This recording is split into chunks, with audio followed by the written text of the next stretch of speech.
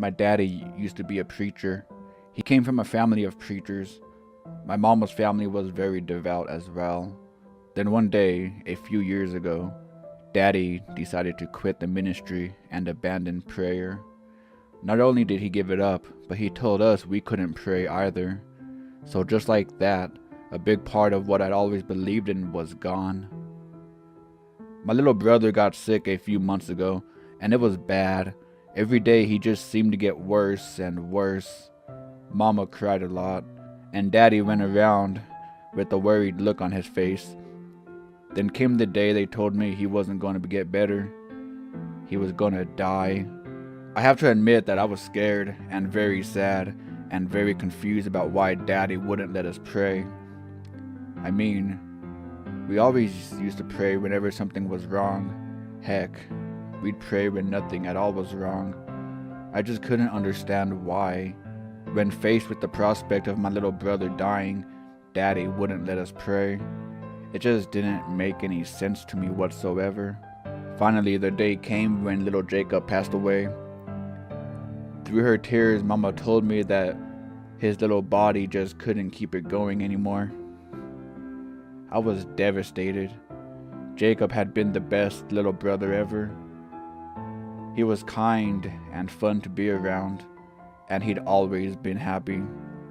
Even in the last days when he'd been too sick to get out of bed, he always seemed happy to see me. I didn't know what I was going to do. Finally, about a week after the funeral, it got to be too much. I missed him something fierce. Mama and Daddy were off in their own worlds somewhere, and I was alone in my room. I knew I wasn't supposed to, but I couldn't help it. I dropped down on my knees and began to pray. I told God I was miserable without my little brother, and I begged him to send Jacob back to me. I'd do anything. If only he'd send him back. Just a few minutes later, I heard the scream. It was Mama, and she wouldn't stop. It scared me, and it scared me even more when I heard Daddy start yelling as well. Then I smelled something rotten, and I think I knew. You see, there'd been a reason Daddy had made us stop praying. We were so devout, he'd said, that our prayers were always answered, but often not in the way we expected. We weren't always smart enough to understand what it was we were asking for.